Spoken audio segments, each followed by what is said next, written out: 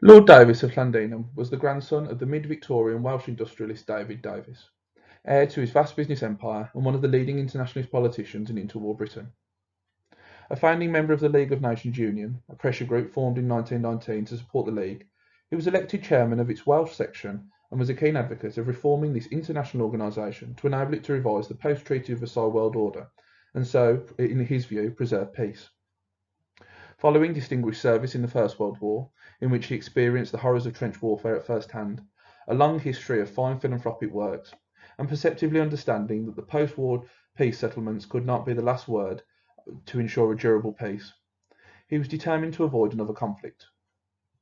It was this ambition that defined the latter part of his life, and makes him of interest to anyone seeking to fully understand the debates around British foreign policy in the 1930s. He would go on to cement himself as one of the most distinguished internationalists of the day, earning himself a peerage, writing several books to explain his ideas for preserving peace, forming his own organisation to promote these ideas, and campaigning vigorously for them around the country and in the press. It should be recognised at the outset that he was, obviously, unsuccessful in preventing war, and he has often been ignored in the historiography of the foreign policy debates of this period as a result.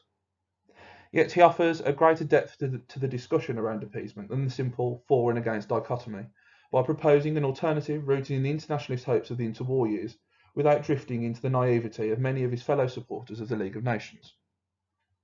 After stepping down as Liberal MP for Montgomeryshire at the 1929 general election, he threw himself into full-time campaigning for reform of the League of Nations. A year later he wrote his first book, The Problem of the 20th Century, to set out his arguments in fine detail.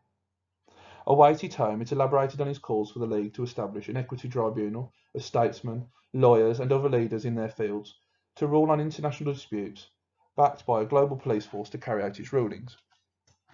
Put simply, it would be so overwhelmingly powerful as to deter any state from defying it and causing a war, but would also offer them the potential for peacefully settling international disputes in an impartial manner.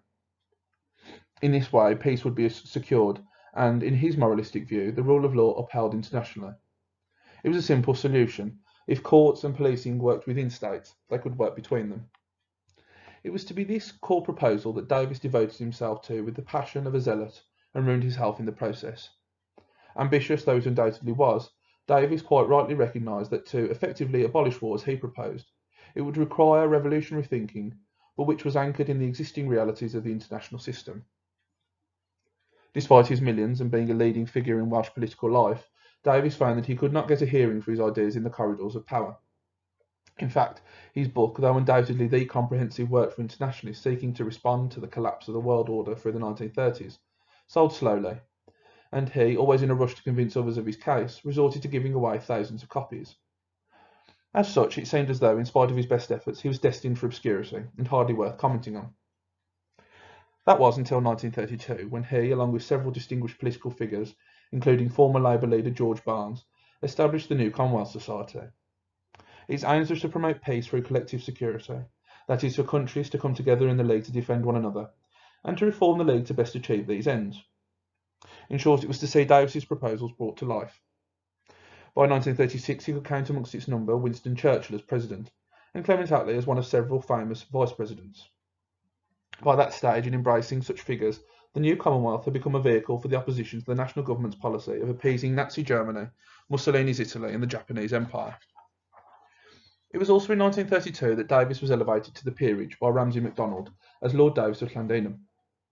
It meant that he now had a secure seat in Parliament from which to press his case, paying little attention to anything else besides, and to give the new Commonwealth a legitimacy that it otherwise lacked.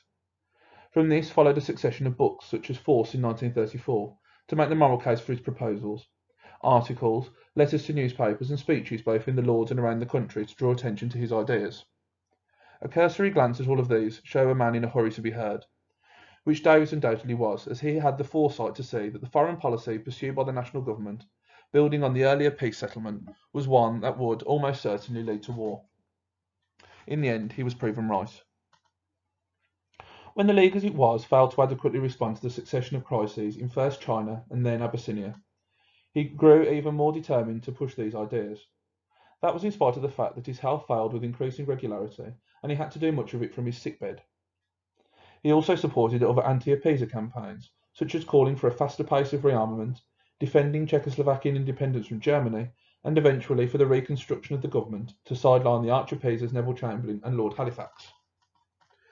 He took up a running commentary in a series of increasingly populist articles for the Western Mail, aimed at a Welsh audience to whom he was a well-known and respected figure, and fired out several diatribes to the letters pages of the Manchester Guardian, the Times and the Daily Telegraph. Indeed, in his extensive papers stored at the National Library of Wales, he kept numerous boxes of articles he drafted and then redrafted, letters to and from editors, and private correspondence, all about the issues of foreign policy and why, ultimately, his solution was the right one. A true son of nonconformity, he was more than a little like a zealous preacher, angrily declaiming the failure of those around him to see the rightness of his cause. After the outbreak of the Second World War, he continued to promote his ideas, but now through the prism of pushing the government to announce its war aims in accordance, quite predictably, with his basic principles. He threw himself into a vigorous campaign to support Finland against the Soviet invasion at the end of 1939, and then, disillusioned at the apparent failure of the war effort, joined the chorus of voices calling for new leadership in the early months of 1940. After his new Commonwealth ally Winston Churchill succeeded Chamberlain as Prime Minister, Davies, with an unrelenting energy, turned to several campaigns around the home front and continued to turn out books to convince others of his ideas for a post-war world order. In fact, he had a direct link to the fall of Chamberlain via his successor as Liberal MP for Montgomeryshire. Clement Davies, no relation, and whose candidature Lord Davies had opposed, had been loyal to the national government as part of the Liberal National Splinter Group under Sir John Simon since 1931.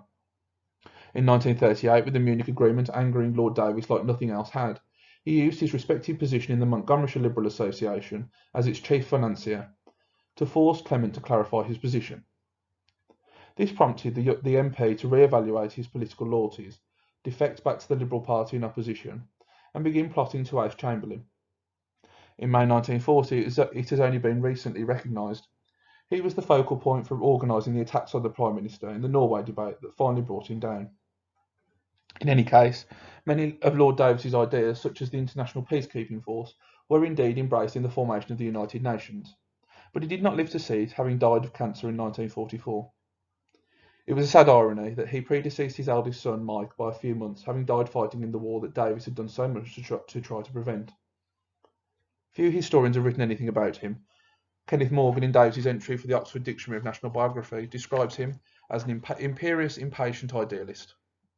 J. Graham Jones, an archivist at the National Library of Wales, which Davies had helped found in 1911, wrote that he was undoubtedly the public-spirited Welshman of his age. But these two short summaries of his life aside, and a small biography about Davies and his grandfather by Peter Lewis in 1976, there is little in the way of secondary literature to draw upon about a man who devoted his life, fortune and health first to public service in Wales and then to the cause of protecting humanity from the ravages of war. As such, he and his unique idea are ripe for analysis. By delving into his papers at the National Library, accessing those articles and letters in national and local newspapers, digging into his many books and analysing his voluminous number of speeches to the House of Lords, it is possible to piece together the story of a man who developed his own alternative to appeasement and pursued it at all costs. As part of my wider research into the opposition to appeasement, he holds a unique position. Largely understudied, though connected to the leading figures of the day, he took a much more idealistic approach to standing up to the dictators and, if possible, avoiding another war. Unlike many of his contemporary internationalists, though, who largely supported appeasement by default, he embraced the use of force where necessary to guarantee peace and uphold the world structure that he proposed to build.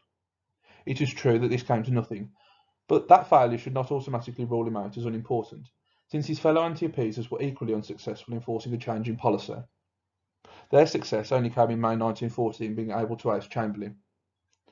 A study of Davies and his proposals, then, offers up a much richer and more complex image of the domestic politics of foreign affairs in the 1930s. Though there is much to be written about the still obvious influences he had on Aberystwyth and its university, such as endowing the Woodrow Wilson Chair of International Politics, providing playing fields by purchasing Vicarage Field for the students, and fundraising for the Penglas campus. His work for peace in the 1930s is undoubtedly much more important for the country, in offering up a fully developed idea to save a generation from war. It was not the piecemeal opposition of many anti-appeasers who objected to different international events through the decade in many different ways, but a fully formed alternative view of world affairs. It is also important to recognise the important role that he had in Wales as a vocal proponent of a different approach to foreign affairs, and more locally in Montgomeryshire, for the part he played in Clement Davies becoming an instrumental part in organising Chamberlain's downfall. It is my contention, then, that David Davies deserves to be remembered more widely for his valuable contribution to this lively debate in the years before the Second World War, and in Wales for the marks he has left all over the country with his charitable endeavours. Though it would be wrong to seek, as others researching individual anti-appeasers have done, to raise him up to the lofty heights of Churchill in the popular discourse, it is surely correct to place him, for the first time, as part of that network of opponents to appeasement. Thank you very much for listening.